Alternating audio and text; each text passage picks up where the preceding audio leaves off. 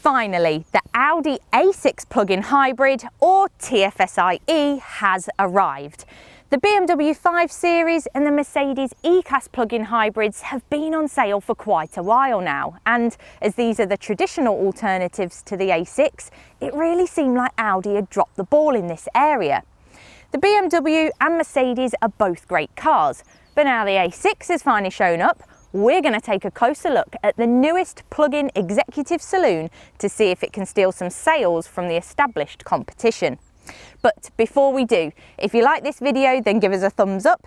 Don't forget to subscribe to the Driving Electric YouTube channel and hit the bell icon so you're notified when new videos go live. Right, let's get started. The A6 TFSI uses a 2-litre petrol engine with an electric motor. This car right here has a 14 kilowatt-hour battery for an official electric range of 34 miles. But literally, as we're filming this, Audi has announced an upgrade for 2021 with an 18 kilowatt-hour battery for a 45-mile range, which puts the A6 in a very good position versus its rivals. Officially, it can manage 188 miles per gallon, but like all plug-in hybrids, you need to be vigilant to say the least to achieve that. In normal driving, we got about 40 miles per gallon, which is some way off the official figure. It's all about how often you can drive on the electric motor. If you have a short commute and can charge up at either end, it wouldn't be too far-fetched to get close to 3 figures on a regular basis. If you like the look of the Audi A6 already, then you're in luck, because from the outside, the plug-in hybrid looks pretty much identical to the petrol and diesel version. Let us know in the comments what you think, but we reckon it's the smartest looking car of its type. These sharp headlights and sleek bodywork lines give it a sporty edge, but it's still nice and subtle, kind of under the radar if you like. At the back, the TFSI E badge makes it obvious that this is the hybrid. That's if you hadn't already noticed the flap that hides the charging point.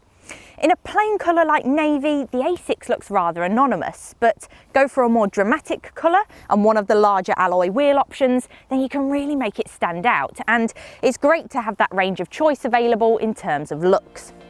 Executive saloons like the A6 are really popular company cars, and Audi dealers have been very keen to get this plug-in model on sale because it's by far the most cost-effective version when it comes to benefit-in-kind tax. With the upgraded battery we mentioned earlier, the TFSI E is in the 7% band from April 2021, which is really low for a large executive model like this. But as we hinted at, the true cost savings come if you can plug the A6 in regularly. Plug-in hybrids aren't usually able to charge as fast as pure electric cars, and the Audi is no exception. This car can charge up to 7 kilowatts, which means it takes over 2 hours to top up the battery from empty if you're using a public charger or a compatible home wall box. If you use a 3-pin plug, then it takes about 6 hours. Or if you have one of the slower 3.7 kilowatt boxes at home, it's 4 hours. Still, whichever type of plug you're using, charging is easily achievable overnight, leaving you all set with a full battery long before you set off in the morning. Now, let's talk about how the A6 hybrid drives. This 50 TFSI E model produces 295 brake horsepower, using the engine and electric motor combined. That's enough to get you from 0 to 62 miles per hour in 5.5 seconds. There's also a more powerful 55 TFSI E model which is due later. But this one is quick, partly because it has 4-wheel drive. If I put my foot down, then you can feel the electric motor give a big shove and the engine kicks in and we really get going. It's definitely powerful. This kind of performance is more about luxury than sportiness though. This is a big heavy car and it hardly feels agile, even when I change the driving mode to dynamic. The BMW 530e is more fun to drive, but the Audi isn't bad, and this kind of performance means that it's pretty relaxing to drive, especially on the motorway. It's nice and quiet inside too, especially when you're driving with the electric motor and the engine's off. As it's carrying a bit more weight than the normal A6, it can be uncomfortable, but unless you're a real stickler for a smooth ride, we reckon it's just fine. There are 4 trim levels for the A6 TFSI and the way the car rides, and how comfortable it is a bit different depending on which you choose, since some come with larger wheels and different suspension. The S-Line has 19-inch wheels and sport suspension, which firm up the ride and make it a little less comfortable. Go for this spec and you also get adaptive headlights, Alcantara upholstery and tinted rear windows. The Sport is the best value as it still has 18-inch alloy wheels, LED lights all round, 3 screens up front, 4-zone climate control, wireless phone charging and leather seats. While the Black Edition comes with 20-inch wheels, matrix LED headlights, black exterior trim and the same sport suspension. The most expensive model is the Vorsprung, which has all that plus a Bang & Olufsen stereo, sport seats and a panoramic sunroof. The best news is that the A6 plug-in has the same interior as the petrol and diesel version, which is very much a good thing. You've got this fantastic dashboard which looks really modern and attractive, with material quality that's up there with the best. We reckon the interior is the Audi's best feature. It's smarter and more subtle than the Mercedes E-Class, but with just as much technology. This double touchscreen setup is really good to use, with the main functions being at the top, while the aircon controls are down here at the bottom for easy access. You can put other features on here too if you prefer.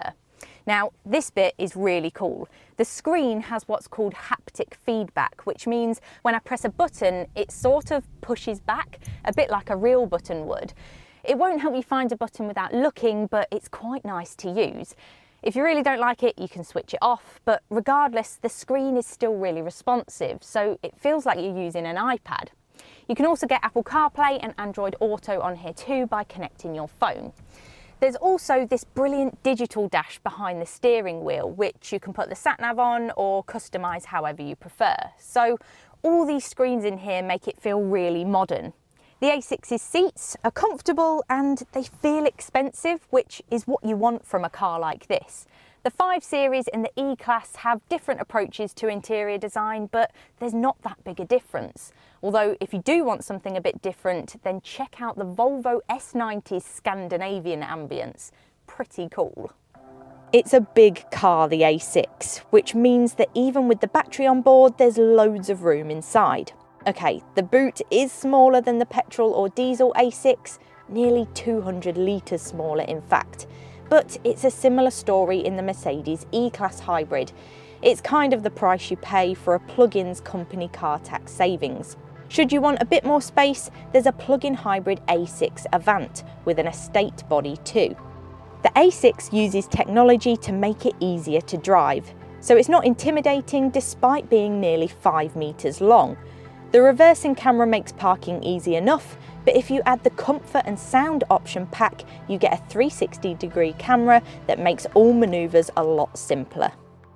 Well, there's nothing to complain about here in the rear seats. There's more than enough space for a 6-foot adult to sit comfortably in each of the outer seats, although the hump in the floor means that the middle seat isn't that much fun to sit in. So I'm only 5'4", but I would happily sit in the back here on a long journey, and my taller camera operator wouldn't have much to complain about either. These ISOFIX points are easy to access, and the doors are wide enough to get the child seats in and out without a fight. One thing the kids might not like though is the tinted windows on higher spec cars, as they can make it feel a bit dark and oppressive in the back. The Audi A6 TFSI follows a template that's taken shape quickly in the premium car market. It turns an already successful executive car in petrol and diesel form into a useful tax-saving version, which could be a really cost-effective choice for buyers who have the right lifestyle to work around the short electric range. But it's late to the party. The BMW 5 Series and the Mercedes E-Class plug-in hybrids have already established themselves. The BMW is better to drive and the Mercedes is more comfortable. The Audi finds itself somewhere in between the two. So your main reason to buy one would be that you love the interior and the way it looks, which actually, we'll agree, isn't a bad thing at all. Head to DrivingElectric.com for all the latest car advice, news and reviews, and check us out on Twitter, Facebook and Instagram. Make sure you subscribe to the Driving Electric YouTube channel and hit the bell icon so you're notified when new videos go live.